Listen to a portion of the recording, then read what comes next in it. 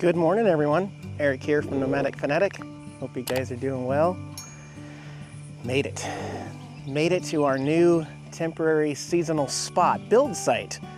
Diane and I are here in Mississippi, southern Mississippi, and we've got large, huge oak trees, green grass, roosters in the distance, deer. Yeah, we're here. We're gonna start getting comfortable, and I'll be telling you the plans. The plans for being here in Mississippi. A little different kind of heat here, got that humidity going on. But our gracious friends Billy and Michelle have allowed us to park all our vehicles here. So Diana's got her bus, Shira, here. The Bigfoot with the babies. There's Chunks, there's Gizmo, there's Tara. I don't know where Opie is, but the Bigfoot's here. Plugged into 30 amp with the air conditioner set to 72 degrees. So this is our one climate control vehicle for the kiddies while we work on the bus build. And speaking of the bus build, there's that old naughty bus, guys. Yeah.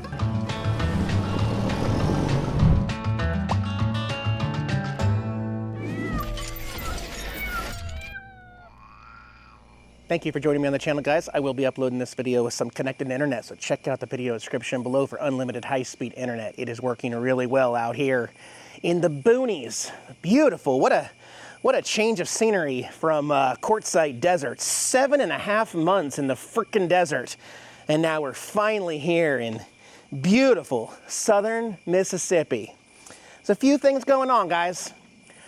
My friends Billy and Michelle, I did not see them this season in Quartzsite. We spent last winter with them in our cul-de-sac. That's because this season they have been property searching and they found a spot. They've got several acres here in Mississippi, so they've got room for us to park our rigs. And this is the actual build site for the Naughty Bus moving forward for the next several months. We are going to get stuff done here in Mississippi. I'm telling you. I'm parked underneath very shady oak trees, so I got here and my battery, my lithium 48 volt battery was almost completely dead. So all the 5,000 watts of solar up there, not working. But it is comfortable in there to work on the bus under the shade. However, I think first thing we're gonna do today is add a 50 amp plug on the side and try to tap into the inverter, the EG4, so that we can run a little extension cord and keep the batteries charged at least. And then as we get closer to summer and it warms up, may have to readdress the mini split stuff going on. The mini split, right there, update on that. And the Harley needs one more wiring harness. I know, it's like one thing after another. I have not given up on my Harley, but I do have one more apparently needed wiring harness coming for the Harley to get my bike back up and running so that I can ride around here on the beaches here around the Gulf of America. So what a crazy trip this was indeed. I don't want to do it again, but you know, driving the 2 rigs and the truck and then the bus, and I spent way too much on gas to get here. But the cool thing is I really don't have a whole lot of expenses now. It's just building materials, and we've got some really good building supply stores nearby. So we're gonna be able to get some really good cheaper parts than Quartzsite and having to drive an hour and a half to the nearest Home Depot. This is a much better spot. So anyway, we're here. My first project right behind, I think this window right here is the EG4 power system. This is my water fill that I installed. Drilled a hole for the water fill. It's not hooked up yet. But right here, I want a 50 amp plug to go in there and tap in. We just didn't get quite as much done in Quartzsite as I had hoped. So yeah, we're gonna be a 50 amp rig. So I got a 15-foot 50 amp cord here. It's the twist lock style, so that way this doesn't have to be stored where you see it all the time. I can pull it out of the compartment and plug it into this, is what you're gonna see on the side of the bus that opens up, and then you twist lock and twist it on so it doesn't come out. So we gotta wire this up for 50 amp. I've got 50 amp cord here, a used one that Billy had to be able to use this and wire this up. So let's check out the Naughty Bus here. Also today, I think we need to clear out the bus. It's got so much stuff from building inside the bus that Diane and I actually went to Walmart and got a tent. And we're gonna set up a tent out here to stage and hold some of our building supplies and stuff in here so that the bus is more functional. Also, the door. We're kind of having a problem with the door because it's so humid and moist here that it has swelled this wooden door, and it's binding up pretty bad. So, it smells like a construction site. It's very dirty in here.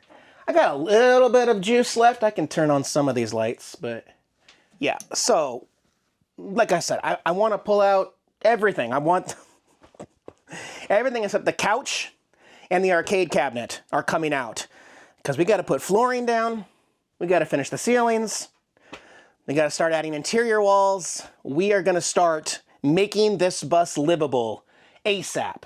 I want everything off the bed back there so we can work on the ceiling. So, yeah.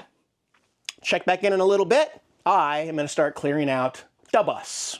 All right, got the tent set up. This is my $190 storage shed here in Mississippi. No, not $194 a month. $194 one-time cost. We got the rain fly put on. Billy and Diana and I have been clearing out the bus of all the stuff so that we can work in the bus better. So, and Billy even brought out one of his industrial-sized fans. Since we don't have working air conditioning here in the South, we do have a nice fan. Let me turn this off while I talk. Yeah, so this is, I might still have to pull out the, well, no, I don't have to pull out the couch sofa because we'll do this side of the floor, then I'll move the couch. Yeah, I want to keep a couple things in. I want the couch, we're going to work around the arcade, and then the bed's fine because, well, I might pull the bed out also because I'm going to need to do the ceiling up here or fold it to the side or something. But anyway, yeah, we knocked it out, got the bus empty and ready for flooring. We're going to be doing walls, interior walls. I'm going to be getting new insulation. Here's the update. Yeah, we're going to be getting different insulation for the ceiling. We're going to be getting my ceiling planks. It's one thing I'm not going to bear any expense. Oh, there's my DJ. I was looking for that. My drone. But yeah, more on that later. Those are the projects. Now everything's clear and ready. Also, did want to show you, I'm going to be mapping out the original controllers, SNES. I've got the NES, and I've got Nintendo 64 controllers also. So, Billy is helping me outside. He drilled the hole for my 50 amp charger, which is going to go right into, if I can figure out how to open that, grid, line 1, line 2 grid. The generator part over here is going to be a future project, because you can't just use any generator with this. You have to have a special component in line to use that. But we are going to be using line 1, line 2, 50 amp here for grid.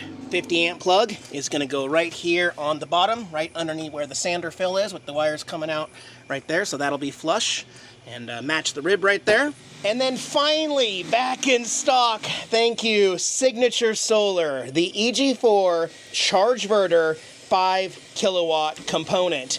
This is actually required if you want to charge your batteries with any power source, whether that is a generator, like a 700 watt generator, or a Honda 2000, or even a 4000, or you want to plug into a friend's house and just limit it to like 10 amps out of their extension cord in the side of the house. This will make it so that any input will go into the generator side. So that came with some pretty beefy cords and wires, got communication cables so that it can talk with the main unit. It's got a 125 amp breaker built, and this will go to the battery. So that'll go in also, and that way I have grid and generator use on the Naughty Bus. Plug is installed. I wanted to try to get it as low as possible because that 50 amp cord is actually quite a bit heavier than 30 amp cord. It's a beastly amount of wire right there.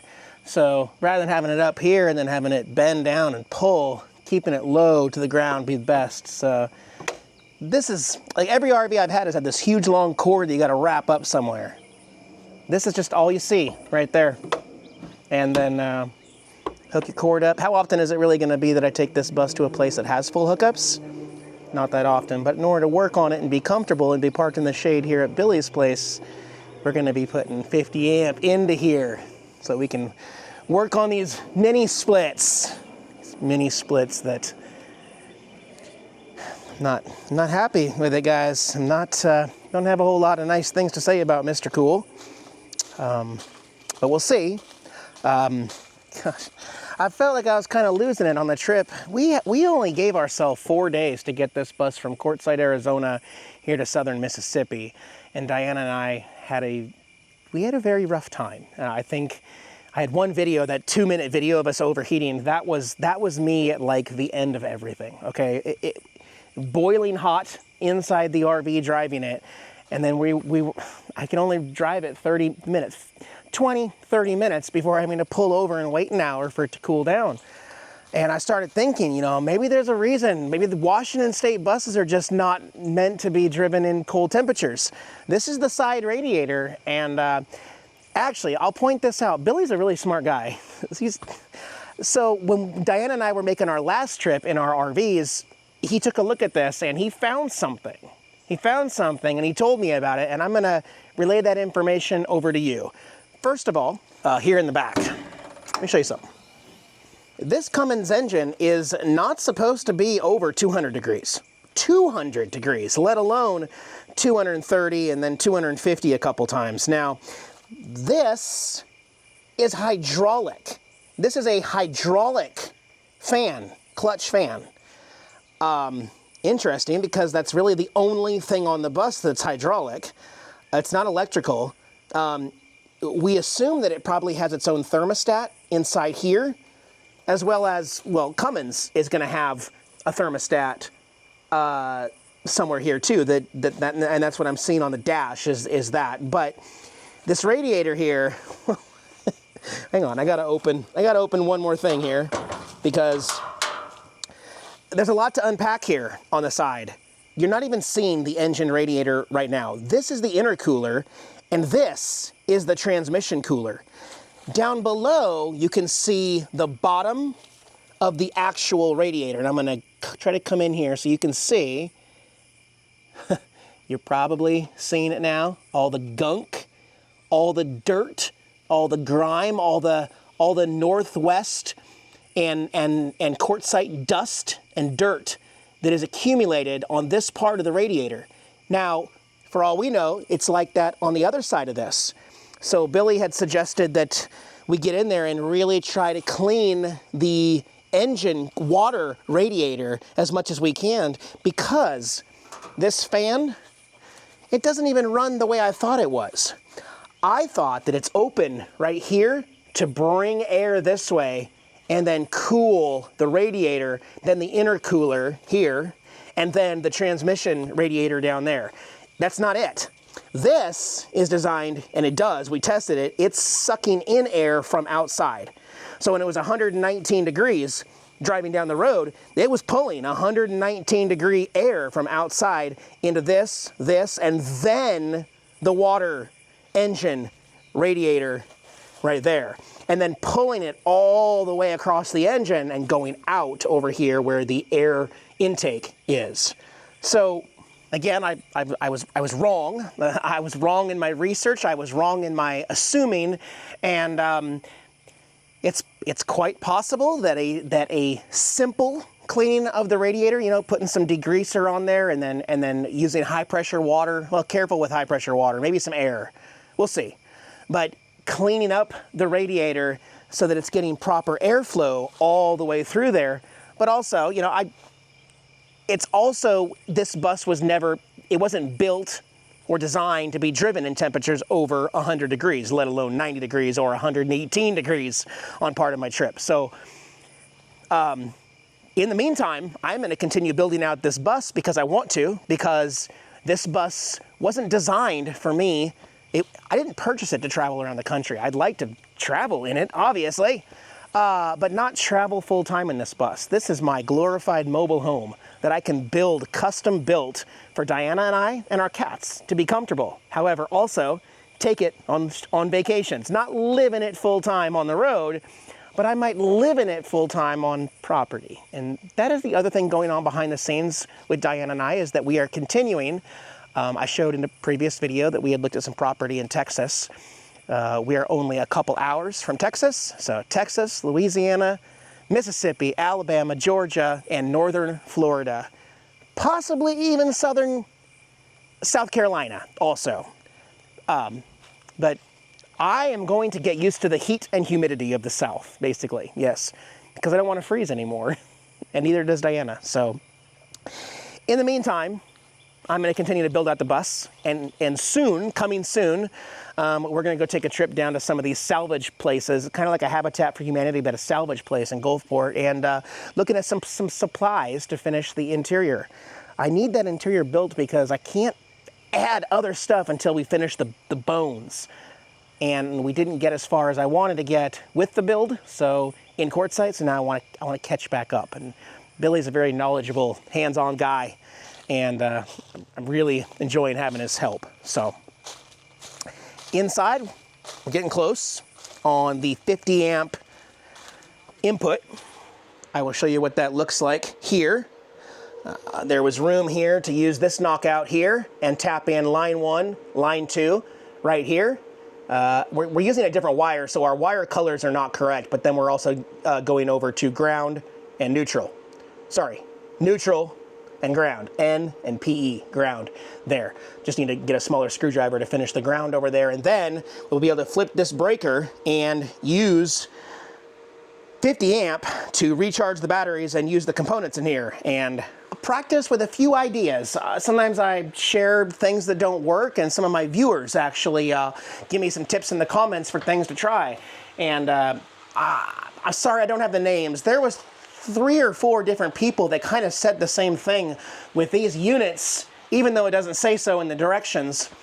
Turn on the one that has the longest line set first by itself. Now, that wouldn't work in a house because you might not know in their different rooms, but for instance, this is the short line, this is the 16-footer. The one that busted back there is actually the 50-footer that goes down to the compressor. So what they're saying is, turn on that one, set it to 70, and let it go for 30 minutes until it gets cold. Then come back and turn on the shorter line set one in another room, and it should work. This one has never worked. This one has never worked. That one has worked a few times. Also, there's people that said, oh, you're not supposed to travel with it. It takes 3 to 4 days for them to start working once you're done traveling.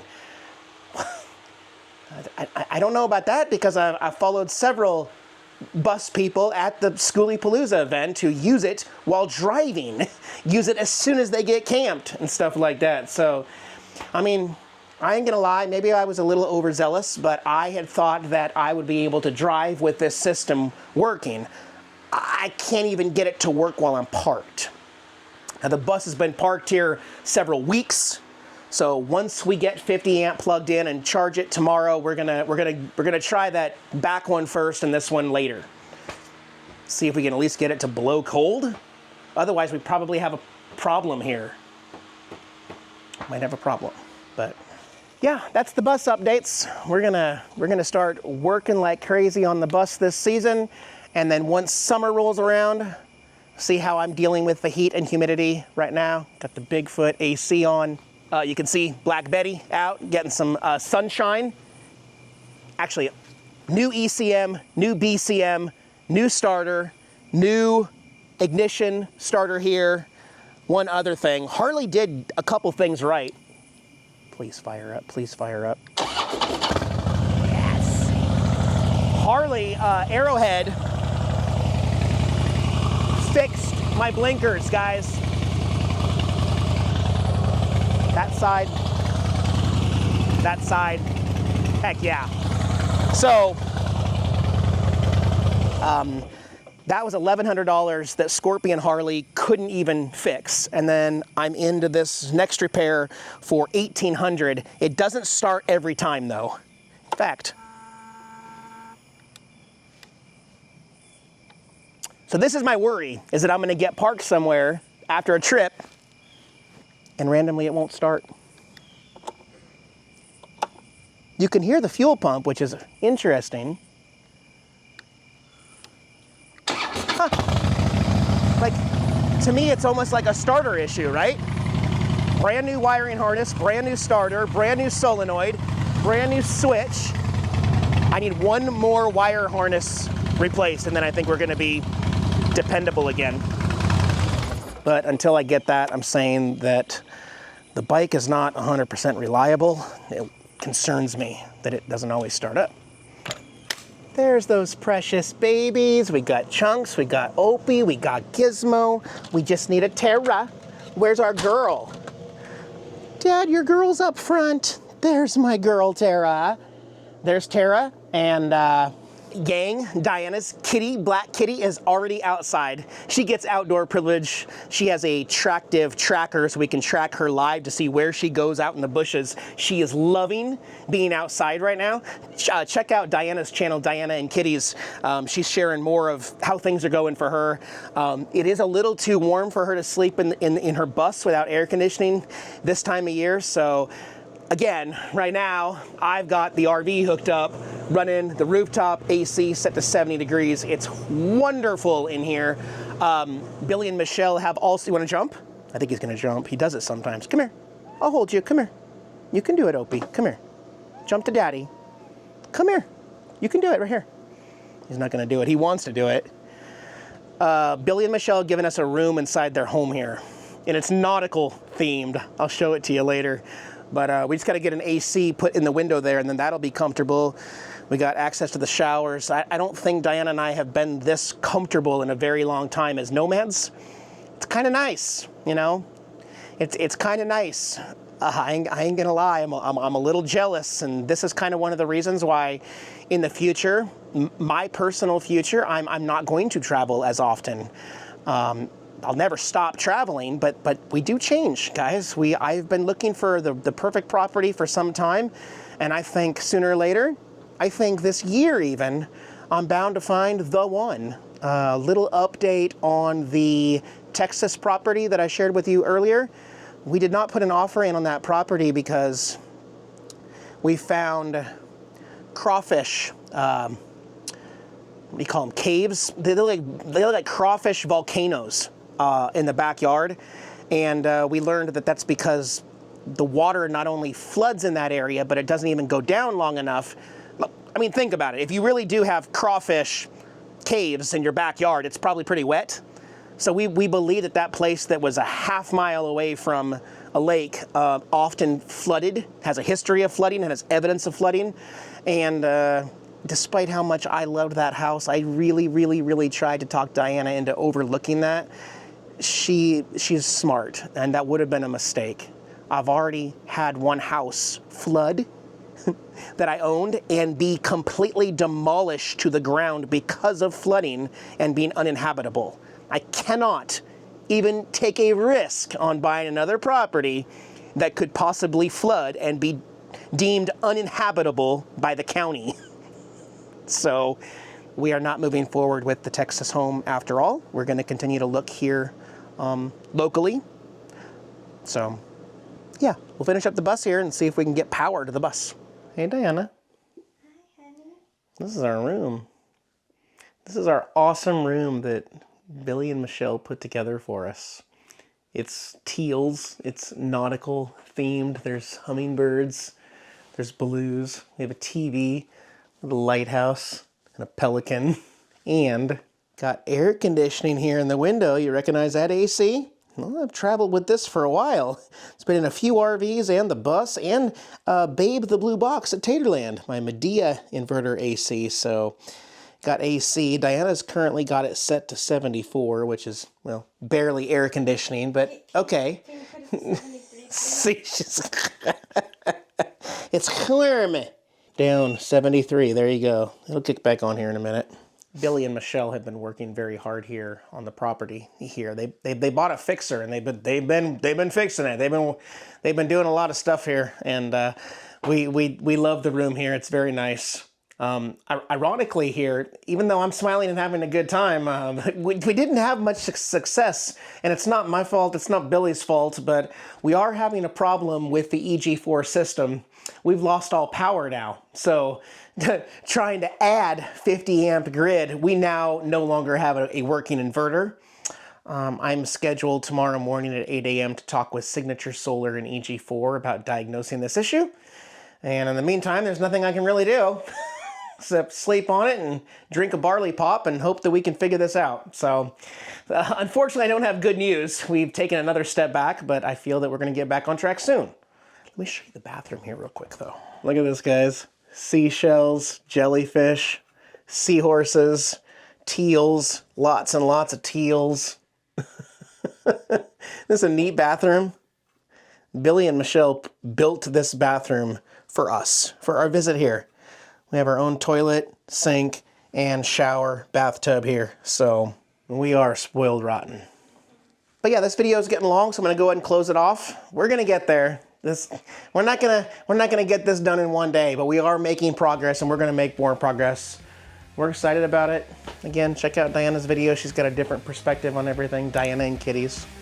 We'll see you in the next one. Bye, guys.